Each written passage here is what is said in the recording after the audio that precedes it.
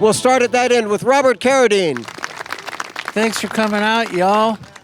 I know it's supposed to rain any second, but so far it's holding off. Next, we have Mr. Claude Jarman, Jr.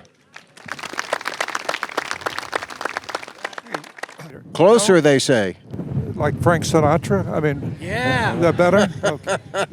Darby's got his microphone facing the audience. Can you believe that? I want to hear what they have to say. What I have to say. All right, and now we're going to have Darby Hinton, but he's already done his, so we're going to skip him and go to Cheryl Rogers Barnett. Hi, glad to be back. And next to me, we have Mr. Patrick Wayne. I am going to petition for more porta potties, okay? Let's get them. Yeah, well, Diamond Farnsworth is here, is he? Let's see him for Mike. And that bad boy grew up in Hollywood, too. I think his dad was an actor, wasn't he? I think. He ain't claimed to be an actor. Well, all right. Somebody Robert Duvall called the best natural actor of all times. And look at Darby's already forgotten to use the microphone. Because it doesn't work. Does this work? It does work. I have to cut your microphone. Makes a big difference, pal. So, we're talking today about growing up in Hollywood, and it's changed a lot since this group went to school there. I know that let's start with Claude, because he went to school with some of the icons at MGM when he was shooting The Yearling, and he was under contract at MGM. That was the biggest, most popular, and famous lot in Hollywood. And a lot of stars were there. Claude, who were some of the people you went to school with?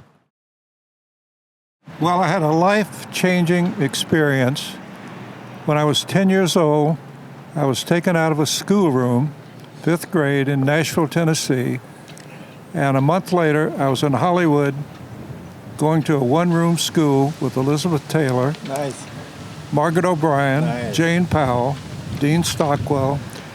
We went to school for 3 hours a day, and if you were working, they would have a tutor, and then you would still have to do your school time. So we would go back when I wasn't working, and we would go back to Nashville, and I actually entered a school back there, and when I would come back to make a movie, I would get the work. The school would give me the assignments that I would have to adhere to sort of stay both.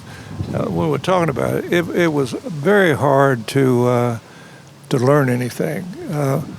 For example, in The Yearling, I was in practically every scene, so I did not get any breaks. And you had to be in school. You had to get the 3 hours in, and they passed a law in L.A. that you had to have that school in by 4 o'clock. They would shut everything down while I would go to school, and these people would sit around and wait. Wow. And then at 4 o'clock, I don't get any break. It's like, let's go to work.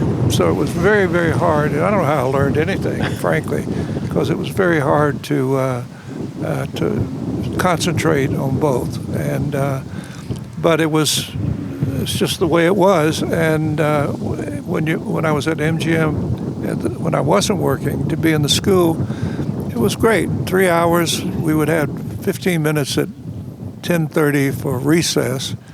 And Margaret O'Brien had a tutor, so her mom didn't want her to go to school with us mortals.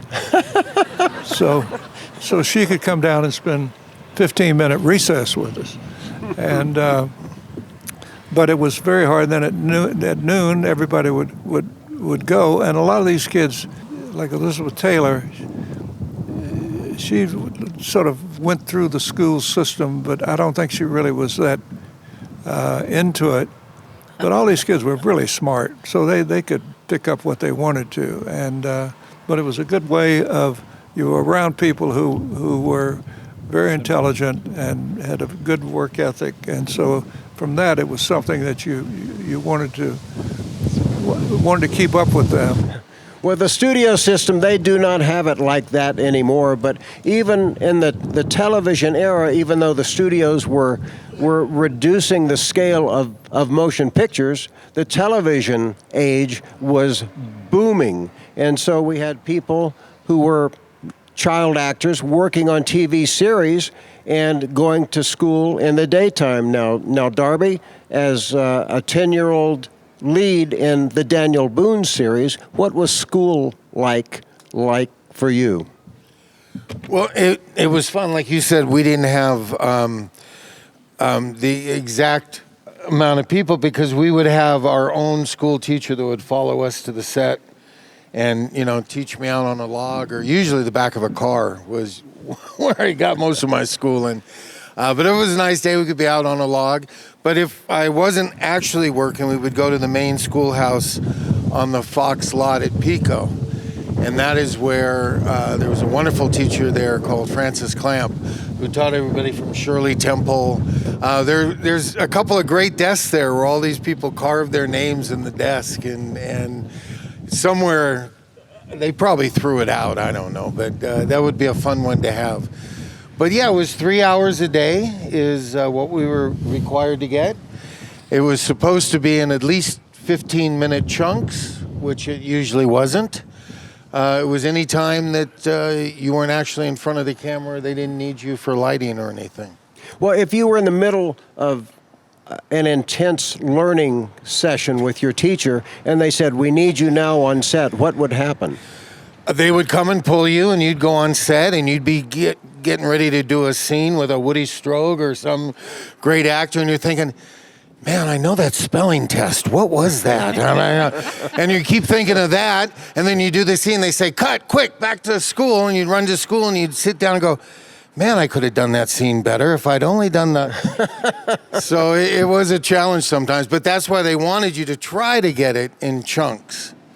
But it's just kind of what the director needed. Now, I know you had your own teacher, but on the 20th Century Fox lot at that time, there were so many other shows happening, like Lost in Space with Billy Mooney. Angela Cartwright, who my sister on the show was Veronica Cartwright. They were together. Yeah, anybody that was working at Fox at the time. Land of the Giants, Stephen Armgren. A lot of fun people. In the series, because they weren't all adult guest stars, there were child actors who would come in and do episodes too. When they came in, would they have the same teacher you had? Yes, they would all share my teacher. Did they learn as much as you did? Well, that's the rough thing if you think about it as a kid. You get yanked out of school. You got yanked out of school for a fabulous career. But a lot of these kids, they get out of school for like a week, and then they get thrown back into their regular school. So, and if they're good, they get what they were supposed to study that week ahead, and our teacher helps them. But that was the problem if you're out on a series for a couple of years and get thrown back in.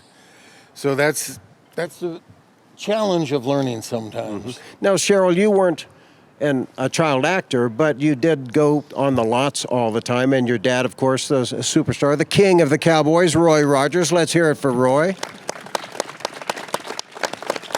What was childhood like for you?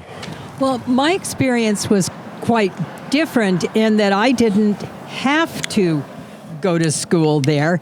I just loved it because I started going with Dad when I was like 2 years old, I guess, because my mother had really bad pregnancies and wasn't feeling well, so Dad would take me to work with him.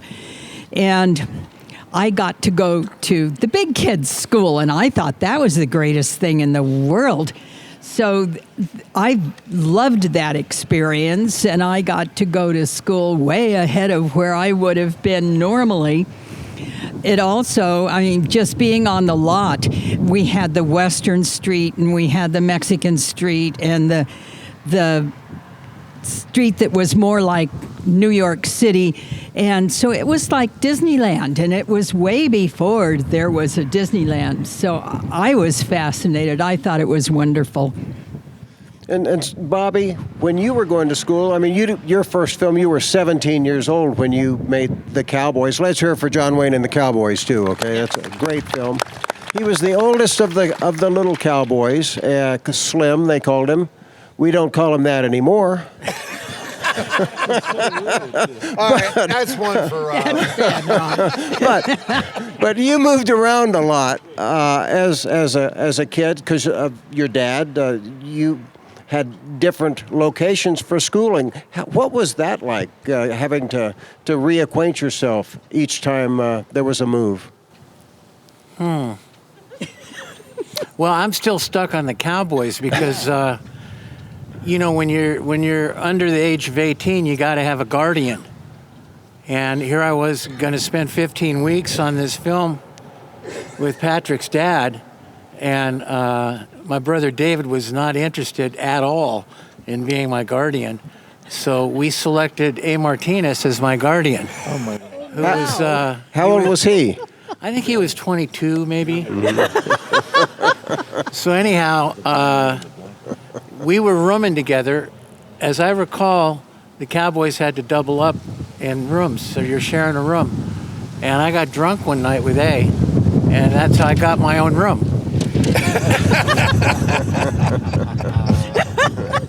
So the thing that was so great, though, I was in a program at Hollywood High where I only had to go to school for half a day.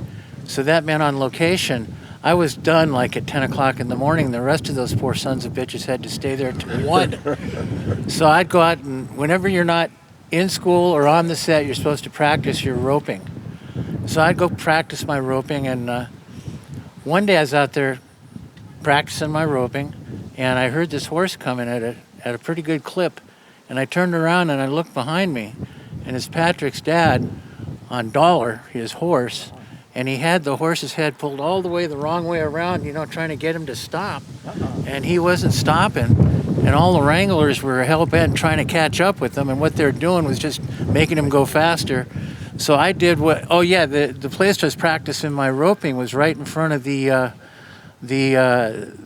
camp, the house that Duke Wayne lived in the movie. And then right next to the house was like a little carport looking thing, and then another little area with a bunch of wagons in it. Well, this carport looking thing was maybe 6.5 feet high, and it would have taken him off like right around here. And I just did what the wranglers did when they were trying to get a horse's attention. I whistled and waved my arms, and the horse turned up. And so I saved your dad's life, Patrick. Well, after you directed him during that shoot, I think you needed some brownie points with him. Yeah, the directing part was, I'd been on the location about a week, and it's a scene where we're trying to break this bucking horse named Little Alice, Crazy Alice. And each one of us, we take 8, if we make it to 8 seconds, he'll consider us come higher in time. So anyhow, this one kid is about ready to get on the horse, and A. Martinez shows up, jumps on Crazy Alice, breaks her, makes her back up, spin, count. I mean, he totally broke the horse, and he rides the horse right up to this little kid and says, "Here you go, kid. Maybe you can ride her now." And he just jumps off the fence, and they start going at it. So I jump off the fence and start going at it to save the little kid from A. Martinez. And Mr. Wayne breaks us up and says, "Okay, you, get back up on that fence where you belong." And he's saying it to me. And I said, "Hold on a second, Mr. Wayne. I'm the head kid. I don't think you should tell me to get on the fence where I belong. I think you should just tell me to get back on the fence."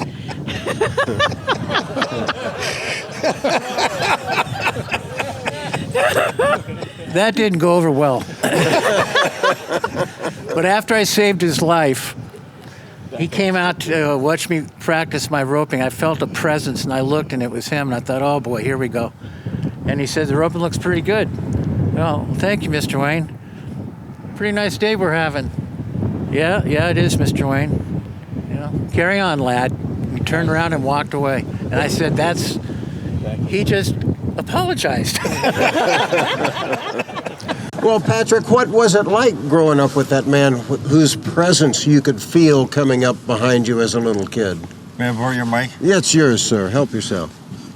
Well, I made several films with him, and most of the films that I do with him, at one point or another in the film, he knocked me on my butt. And that's pretty much what my life was like growing up with him. But the schooling thing, we've been talking generally about schooling. I had a more traditional schooling because most of the films that I worked on were in the summertime when you didn't have to go to school. Mr. Roberts, it was shot during the school year, and we were in Hawaii. We were on Midway Island and in Hawaii, Honolulu, and the teacher came along, and I think I was in my second year of high school. And he says, well, what are you studying? I said, I'm second year Latin, first year Greek, algebra. And the guy stopped me right there. He says, whoa, you're on your own. I can't help you with any of this. There I was. So, You were going to Catholic school. that's right, parochial schools. I was at Loyola High School at the time, Jesuit trained. And somehow muddled through it, so it's on my own. The teachers weren't that well trained, but they kind of watched over you, made sure you were doing the work, but he couldn't help me too much with that. Well, they were from the LA City school system. No, yeah, it's a different deal, different than the parochial schools. Well, even sometimes back then they didn't have to be accredited. That's something that Paul Peterson. I'm not from the Stone Ages. It wasn't that long ago, for God's sake. Thank you. It wasn't that long ago that you didn't have to have accredited teachers on the set. They were more like guardians. And a friend of a lot of ours here, Paul Peterson, was one of the ones made sure they stepped up and made sure they at least had accredited teachers to teach them. Well, moving past the teachers, with your parents, because you are, growing up, I know, Darb, your dad had been an actor, so you fell right into auditioning as a Hollywood kid. What was that like? Yeah, besides the chunk of, for the 6 years that I did Daniel Boone, and then after that, I kind of wanted to see what it was to be a regular kid. So, I did a couple things. I did a drug pusher on Hawaii Five-0, a drug addict on the Bold Ones. I kept trying to break out of the all-American, Israel image. But he wore his job. coon cap in all of those shows, too. So it was made it difficult for you. Yeah, I don't know why they kept thinking that. So I did that, and I worked a bunch, but then I wanted to go off to school and see what it was to be a normal kid, because, I never went to a regular school until junior high school. And what was the reaction of the school kids when you came in? Did they know who you were as an actor? Oh, yeah. Well, you got to remember we all know this, right? Daniel Boone was on when there were 3 networks and then one show on it. So, if you were watching TV, it was a 1 out of 3 shot. We had over 30 million people watching us by our 3rd or 4th season. So, yeah, they knew who I was. And I got thrown in there, and it was a lot of, let's see if you're as tough as you were in Daniel Boone, and my girlfriend thinks you're cute, and I got beat up a lot. Because I didn't have, like you said, I lost my dad. I never had an older brother. I didn't know how to fight back. I took direction well. Teachers loved me. So I got bullied a lot. Now, Bobby, you went to public school, but because you hadn't been an actor yet, but obviously you had a famous father, a very famous brother. What was the reaction to you from other kids in school? Well, by the time I got into public school, I was in the 11th grade, because I've been in a private school for 6 years in Ojai, California. So I went from a student body of about 200 people to about 5,000, because Hollywood High had a lot of kids.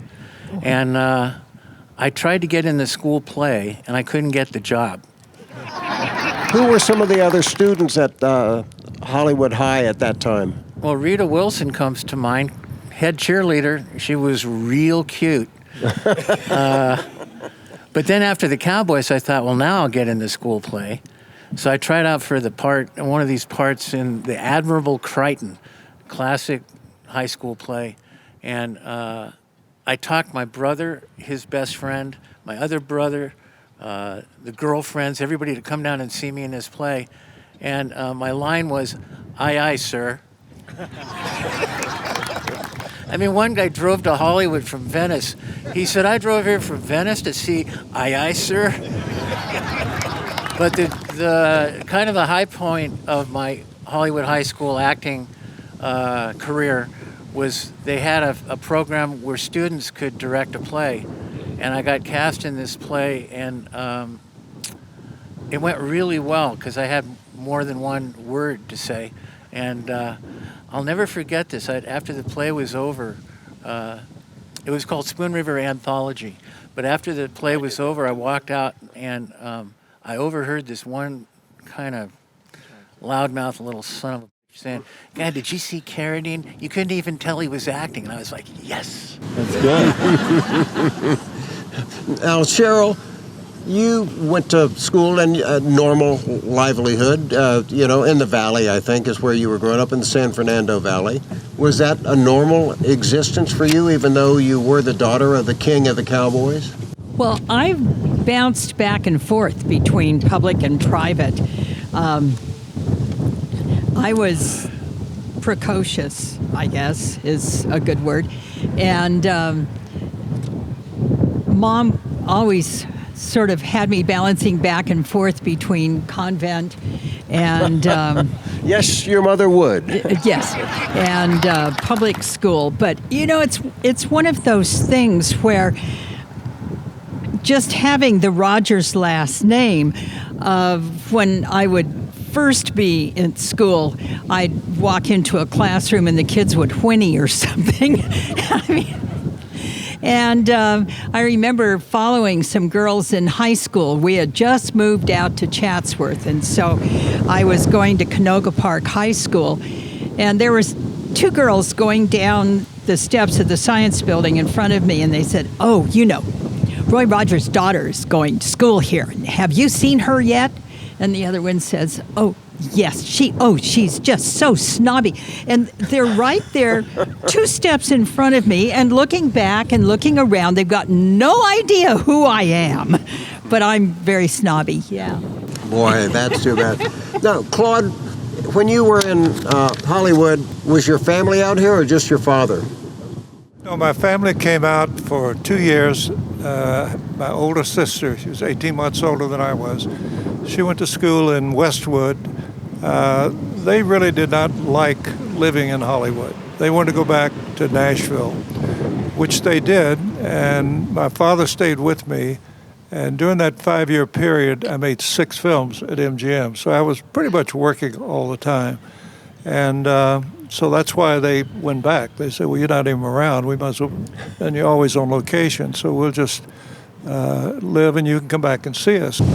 But it was, as far as the livelihood of what my father, we sort of enjoyed it. We would go to sporting events on weekends. And Clarence Brown, who was director and who did 2 films, I did 2 films with, had a big ranch out in Calabasas. He said, "Come out anytime and swim." And he had a plane, so he would fly us out there to his ranch. And so it was kind of an isolated livelihood. I never was around a lot of kids, except the people that were on the MGM lot. So I never had the opportunity in Hollywood to mingle, with other people. I was at MGM for 5 years, and it was really during the golden days of Hollywood, because the studio, you go to, they have 30 sound stages, and at one time, every one of them was in use for a film.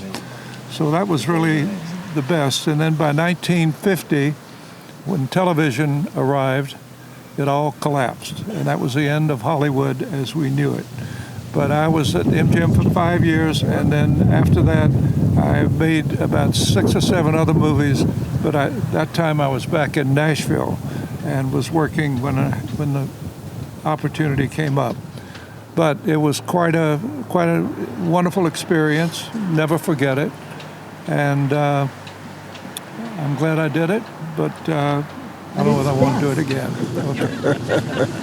Thank you. And this is Lone Pine at its best, with this great group of celebrities and filmmakers who've joined us here today. Thank you all for being here. Thank you, guys. Thank you.